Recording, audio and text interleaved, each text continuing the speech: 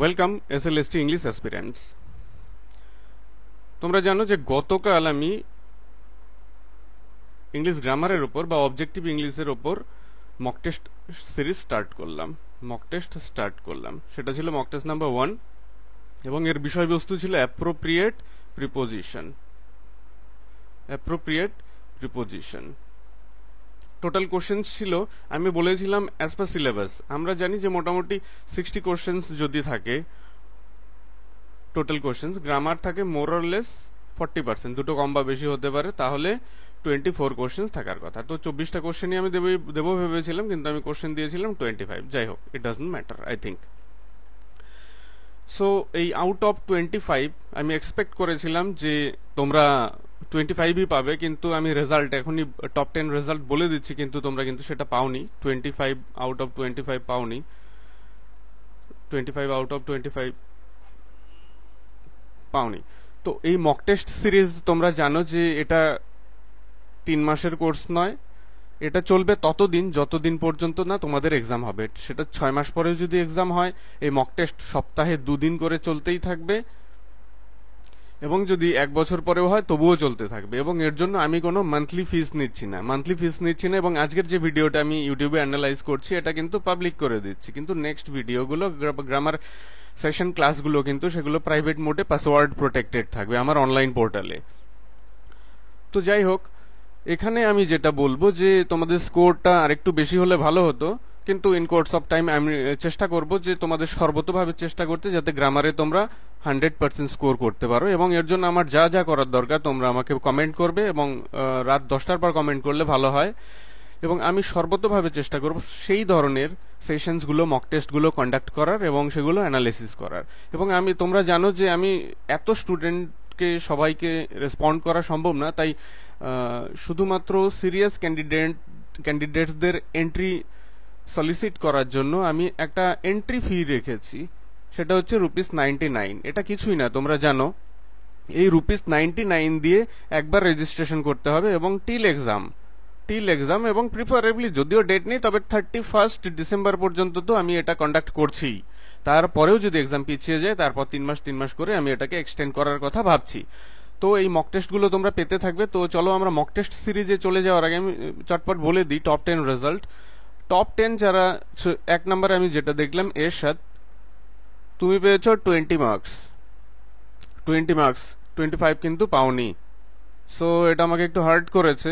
25 marks আমার দরকার, I want 25 out of 25, এবং এক্সামেও 95% মার্কস আমাকে এনে দিবে এসএলএসটির টোটাল 60 মার্কসের যে এক্সাম হবে।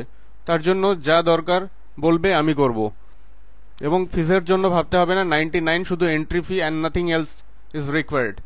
গ্রামার রিলেটেড যত ধরনের যদি হেল্প লাগে, I will be with you always, at least I will try, আমার সময় টাইমের অ্যাভেলেবিলিটির ওপর নির্ভর করে। সো সেকেন্ড যে হয়েছে সীমা রয়, ভুল করে ফেলেছি, রয় হবে। থার্ড পবিত্র, জয়িতা, সুমিত, অর্ঘ্য, বিংশিতা, ওয়াসিম আকরাম, পায়েল। সবার নাম দেওয়া সম্ভব হলো না, কারণ এটা অনেক টাইম কনজিউমিং ব্যাপার।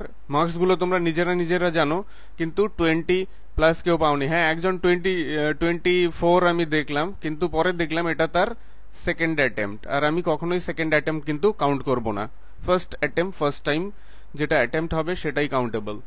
তো চলো এবার আমরা মক টেস্ট সিরিজে চলে যাওয়ার আগে আমি তোমাদের আরেকবার জানিয়ে রাখি যে তোমরা অনেকেই আমাদের অনলাইন মক টেস্ট সিরিজে পার্টিসিপেট করোনি, যেখানে লিটারেচারের ওপর টপিক ওয়াইজ মক টেস্ট কিন্তু 24 জুন শুরু হয়ে গেছে, এবং 5 নম্বর পর্যন্ত মক টেস্ট হয়ে গেছে, এবং নেক্সট মক টেস্ট শিডিউল আছে 6th, যেটা হবে দ্য অটামের ওপর, এবং এটা স্যাটারডে, অর্থাৎ আগামীকাল শিডিউল রয়েছে। এবং এই কোর্সটার প্রাইস মাত্র 299 টাকা। কমপ্লিট সিলেবাসকে মোটামুটি কভার করার চেষ্টা করেছি, এবং টোটাল অ্যাবাউট 36+ এবং 40-র মতো মক টেস্ট তোমরা এখানে পেয়ে যাবে।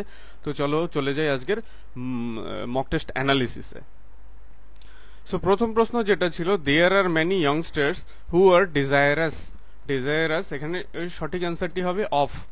এটা বেশিরভাগই ঠিক করেছো দেখলাম, ডিজায়ারাস অফ সাকসেস, কোনো কিছু যেটা আকাঙ্ক্ষা করে, কামনা করে, ওয়ান্ট করে, হু ওয়ান্টস সাকসেস। সো ডিজায়ারাস এর পরে কিন্তু অফ হয়। অ্যাপ্রোপ্রিয়েট প্রিপোজিশন, এখানে বেশি কিছু বোঝার কিছু নেই, এটা শুধু মনে রাখতে হবে। নেক্সট কোশ্চেন যেটা, সারা অ্যাকুইস্ট, এটা পাস্ট টেন্স হতো, হ্যাঁ, অ্যাকুইস্ট, অ্যাকুইস্ট in a decision.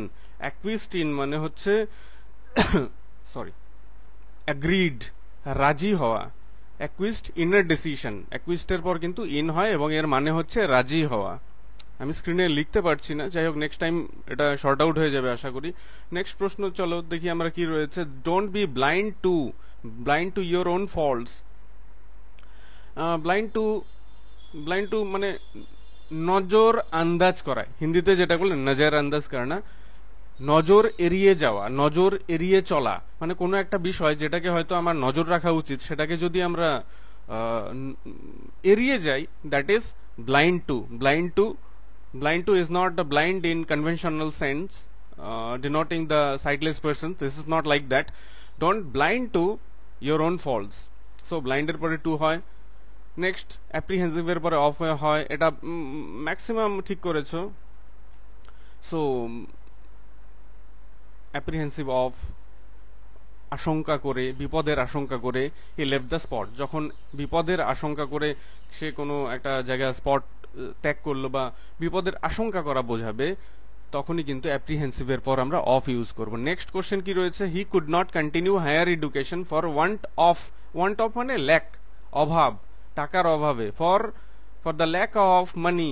Want of মানে কিন্তু অনেকে কিন্তু ওয়ান্ট টু করেছো, ওয়ান্ট অন করেছো, ওয়ান্ট অন মানে প্রচুর, huge in number, want add তো হওয়ার কোনো প্রশ্ন আসে না। ওয়ান্ট অফ মনে রাখবে, এখানে অফ সঠিক আনসার। ওয়ান্ট অফ মানে হচ্ছে অভাব, টাকার অভাবে সে হায়ার এডুকেশন কন্টিনিউ করতে পারেনি। All of a sudden he relapsed all of a sudden he relapsed into idleness, into illness.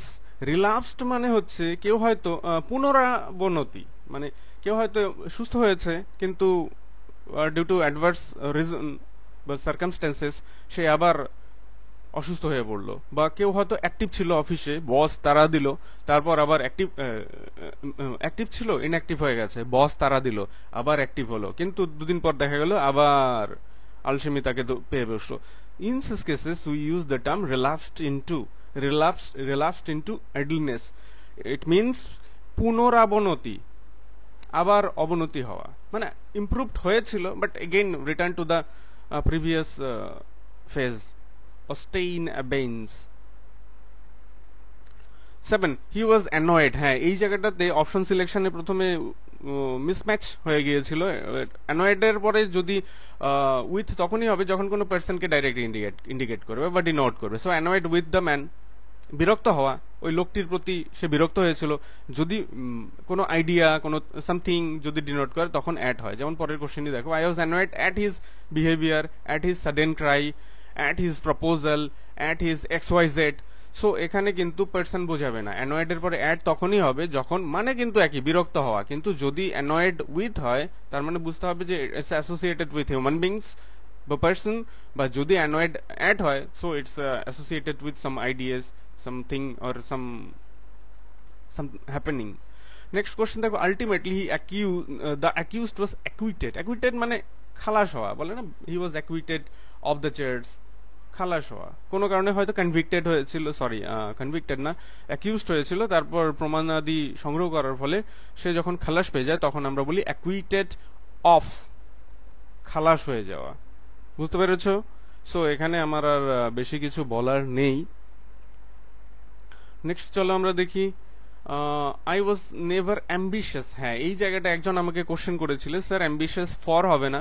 অবশ্যই অ্যাম্বিশিয়াস ফর হয়, কিন্তু যখন কোনো জেনারেল গোল বা কোনো স্পেসিফিক অ্যাচিভমেন্ট বোঝায় তখন কিন্তু ফর এর ব্যবহার আফটার অ্যাম্বিশিয়াস ইটস রিডান্ডেন্ট, অপ্রয়োজনীয়। In conventional or standard sense or contemporary sense ambitious for is redundant in such cases. So instead of using ambitious for, we should prefer to ambitious of.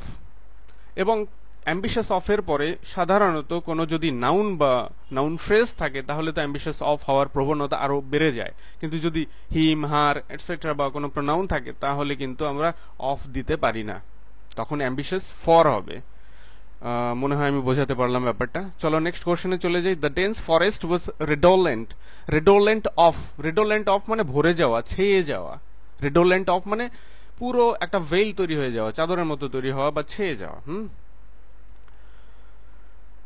ওকে, রেডোলেন্টের পরে তোমরা মনে রাখবে of হয়, যার মানে হচ্ছে ছেয়ে যাওয়া, engrossed. Next question, those who count on other self. কাউন্টের পর অন হয়, কাউন্ট অ্যাবাউট দিয়েছো একজন। কি করে অ্যাবাউট হয় এখানে, অ্যারাউন্ডও দিয়েছে। Of, count on, those who count on other self. Count on মানে হচ্ছে ভরসা করা, অন্যের উপর ভরসা করা। এখানে কাউন্ট মানে 1 2 3 4 cardinal numbers, counting cardinal or ordinal numbers, এরকম কোনো ব্যাপার নেই এখানে। Count on other self, those who rely extremely on other self, rely on, ভরসা করে, depend on, count on means depend on, rely on extremely on some others ability, etc. Okay, question number 13, the story has a sudden twist. In the end দিয়েছো, in the end তো conclusion sense আমরা use করি। in the end we praised our honorable presiding officer or president. এখানে তো কনক্লুশনের কোনো ব্যাপার আমি দেখছি না। এখানে কি বোঝাচ্ছে, স্পেসিফিক পয়েন্ট অফ টাইম বা প্লেস বোঝাচ্ছে। তো ওয়্যার সামথিং কনক্লুডস, কোথাও কোনো কিছু কনক্লুডেড হয়। তো এখানে আমরা অ্যাট দ্য এন্ড দেবো, ইন দ্য এন্ড দেবো না। কিন্তু ইন দ্য এন্ড যদি কখনো বোঝায় ইভেনচুয়ালি বা এর ফলে, after long process we rest at the conclusion. In such cases in use করবো, নইলে ইন ইউজ করবো না। নেক্সট দেখো, he gave a talk on. এখানে আমি কিচ্ছু বলবো না, এটা একদম ইজি, সবাই প্রায় ঠিক করেছো। He gave a talk on, কোনো কিছুর বিষয়ে বলা, টক অন বোঝায়। So it denotes to speak about something, on something. এটা কিন্তু অ্যাবাউট অপশন আমার দিতে হতো, আরো কিছু ভুল হয়ে যেত তাহলে। যাই হোক, হি ওয়াজ কিওরড অফ। একটা কথা আছে না, education is the cure of or Panacea of all disease. শিক্ষা হচ্ছে সমস্ত রোগের ঔষধ বা কিওর। সো কিওরড অফ, এখানেও আমার কিছু বলার নেই, কিওরড অফই হয়। Conventional as well as fixed preposition sense in both cases. Benevolence মানে হচ্ছে কি, দয়াশীলতা, কাইন্ডনেস। বেনিভোলেন্স এর পর টু হয়, benevolence to the poor people, benevolence to the animals, etcetera etcetera. Next দেখো, he is undoubtedly a conviction of guilt. Conviction of মানে অপরাধী, কোন একটা দোষ করেছে তার অপরাধী, আনডাউটেডলি এটা কনফার্ম করা হচ্ছে। সো কনভিকশন এর পরে অফ হয় কিন্তু দোষী বা অপরাধী। নেক্সট চলো দেখি কি রয়েছে 18-এ। আমি কিন্তু খুব তাড়াতাড়ি শেষ করার চেষ্টা করছি, হয়তো তবুও লেংথি হয়ে যাচ্ছে, বিকজ খুব তাড়াতাড়ি আমাকে শেষ করতে হবে, অন্য একটা অ্যাসাইনমেন্ট রয়েছে। 18তে দেখো, it was an illegal encroachment মানে তো তোমরা জানো দখলদারি, অন ওয়ান্স রাইট। কিন্তু এখানে দখলদারি তো করছে, কিন্তু এখানে সীমা লঙ্ঘন বোঝাচ্ছে। যখনই এনক্রোচমেন্টের পরে অন অ্যাপ্রোপ্রিয়েট প্রিপোজিশন ইউজ করবো, তখনই এর মানে হয়ে যাচ্ছে কিন্তু সীমা লঙ্ঘন করা। That means crossing one's limit, crossing limit. It was an illegal encroachment, crossing limit of one's right.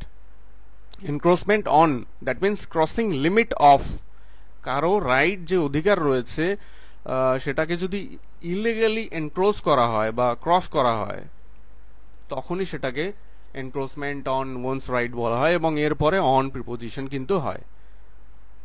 This infringement of the law had taken place with the এটা প্রোনাউন্সিয়েশনটা হবে exactly connivance, not connivance but connivance। এটা হচ্ছে কি passive বা indirect সম্মতি থাকা।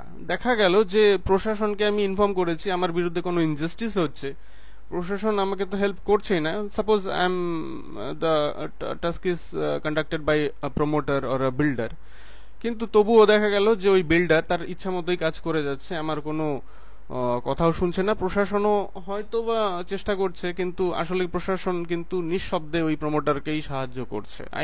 মানে if such happens, this is not a debate or controversy, মানে আমি শুধু বোঝানোর জন্য বললাম, for the education purpose only. So in such cases কি হয়, যদি দেখা গেল যে কারো একটা প্যাসিভ সম্মতি রয়েছে, প্যাসিভ অ্যাসেন্ট রয়েছে, প্যাসিভ ইনডাইরেক্ট এগ্রিমেন্ট রয়েছে, যা যা হবার হোক, এরকম ব্যাপার, তখন ক্যানাইভেন্স অ্যাট ইউজ হয়, ক্যানাইভেন্স অ্যাট। নেক্সট দেখো, it was an incidental concurrence with যদি পার্সন হয়, এখানেও দেখো কনকারেন্স মানে হচ্ছে তোমার বনাবনি বা ইউনিয়ন, কনকার্ড, যাই বলো, বনাবনি হওয়া, মিটমাট টাইপের হওয়া। যদি পার্সন বোঝায় তাহলে উইথ, ব্যক্তি বোঝালে ইন হিজ প্রপোজাল। আমি আর 21 নম্বর কিছু বলছি না, it was an incidental concurrence in his proposal. Okay, let's proceed to next question. The records give us an inkling মানেটা কি? আভাস দেওয়া, indication. The records give us an indication of a secret. So inkling এর পরও অফই হয়। inkling of মানে indication দেওয়া, আভাস দেওয়া, কোনো একটা গোপন বিষয় সম্পর্কে আভাস দেওয়া। নেক্সট কোশ্চেন কি রয়েছে? There are grounds for inquiring into the imputations. এটা কি হবে? এটা তো অফ হবে, বোঝাই যাচ্ছে, কিন্তু বেশিরভাগই তোমরা এটা ভুল করে ফেলেছো। ইম্পিউটেশনস অফ মানে নিন্দা করা, ইম্পিউটেশনস অফ মিসকন্ডাক্ট, অভিযোগ করা, অভিযোগ, নিন্দা করা দুটোই বোঝাতে পারে। Condemnation, blame, this that terms that can substitute imputations of. So imputations এর পর কিন্তু অফই হয়। হিজ ইনিশিয়েশন ইনটু হবে, এটা Hinduism.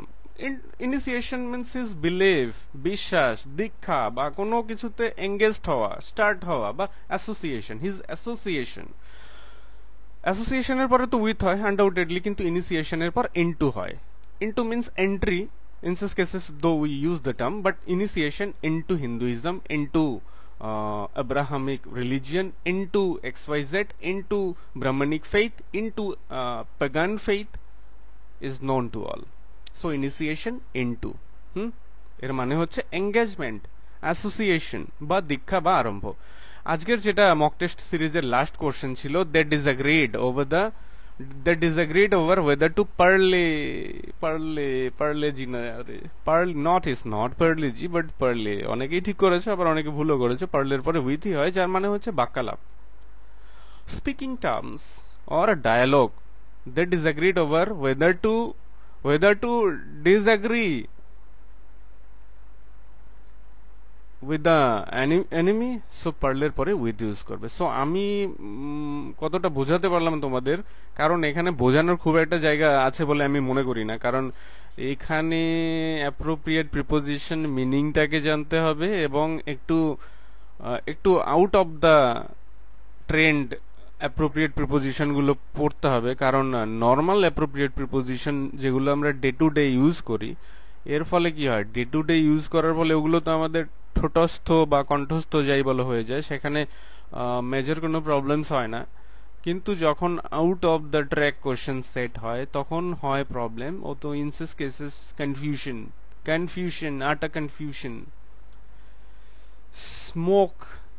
smokes our thinking, which leads to silly mistakes, and that happened last exam e ami bujhte perechi many of you did multiple number of silly mistakes which should definitely be avoided. So thank you for watching the video. I hope next day we will have even a more interesting mock test for you. So thank you again for watching the video.